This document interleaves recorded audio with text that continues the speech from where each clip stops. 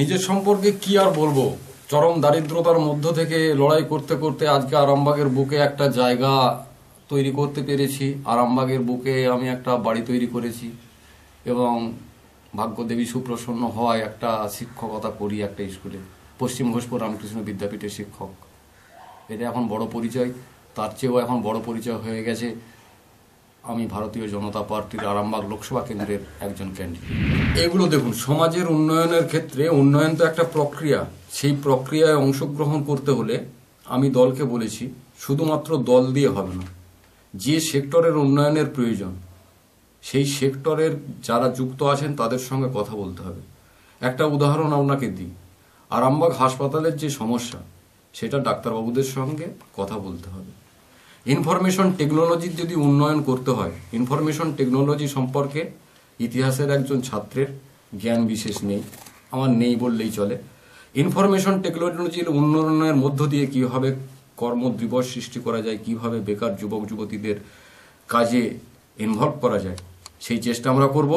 আমাদের স্লোগান আছে প্রতি খেতে জল প্রতি হাতে কাজ, এটা আমরা গুরুত্ব দেব।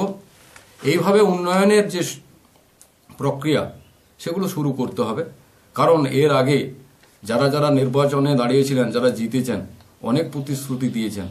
আমি এখন পর্যন্ত কোনো সাংবাদিক বন্ধুকে কোনো প্রতিশ্রুতি দিইনি, আমি দেবও না এই নির্বাচনে। শিক্ষার প্রসারের জন্য বর্তমান যে ব্যবস্থাটি রয়েছে সেই ব্যবস্থাটি অনেক বিজ্ঞানসম্মত, অনেক মনোগ্রাহী, অনেক পণ্ডিত ব্যক্তিগণ চিন্তা ভাবনার একটা ফলশ্রুতি মাধ্যমিক শিক্ষা। কিন্তু এই মাধ্যমিক শিক্ষা বা বর্তমান যে শিক্ষা ব্যবস্থার মধ্যে আমরা রয়েছি, সেই শিক্ষার বাইরে আর একটা শিক্ষার প্রয়োজন রয়েছে, যেটা জনশিক্ষা।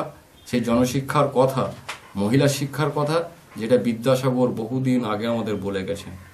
আমার শিডিউল কাস্ট ফ্যামিলি যেখানে আছে, শিডিউল কাস্ট কমিউনিটি যেখানে রয়েছে, শিডিউল ট্রাইবস কমিউনিটি যেখানে রয়েছে, সেখানে কমিউনিটি হল, সেখানে শিক্ষক নিয়োগ, এর মাধ্যমে যদি তাদের সচেতনতা বৃদ্ধি করা না যায়, তাদের যদি শিক্ষা দেওয়া না যায়, তাহলে এই প্রথাগত শিক্ষার বাইরে যে মানুষগুলো রয়ে যাচ্ছেন তাদের যদি এম্পাওয়ারমেন্ট না করা যায়, তাহলে কিন্তু আমাদের দেশের উন্নতি হবে না, অর্থাৎ আমাদের সমাজটা পিছিয়ে যেমন রয়েছে পিছিয়েই থেকে যাবে বলে আমি মনে করি।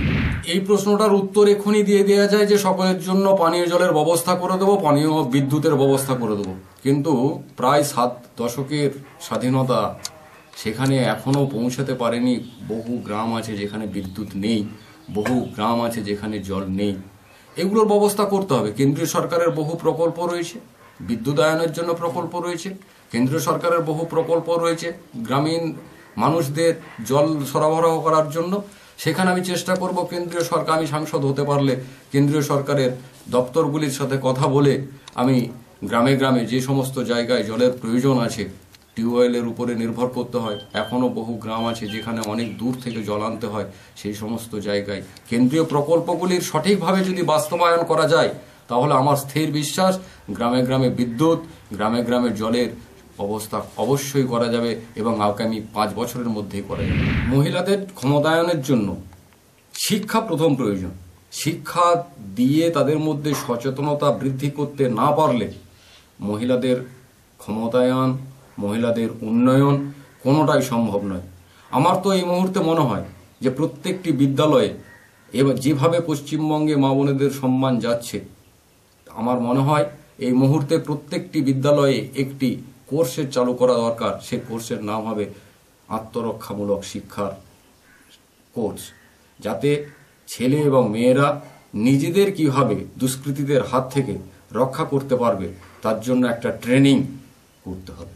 সেই ট্রেনিংয়ের জন্য আমি সাংসদ হিসাবে নির্বাচিত হলে, সাংসদ হিসাবে আমি বলবো এই আইনটা করা হোক কেন্দ্র সরকারের পক্ষ থেকে।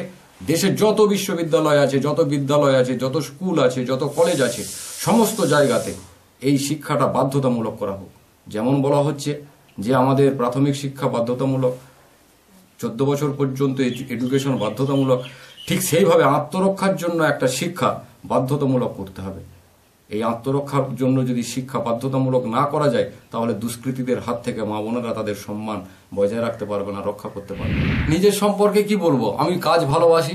আমি সব সময়, আমি যখন আমার ভোটাররা, বিশেষ করে আমার স্কুলের মানুষেরা জানেন স্কুলের যারা ম্যানেজিং কমিটির সদস্য, স্কুলে আমার যারা সহকর্মী বন্ধু আছেন তারা জানেন আমি কাজ ভালোবাসি।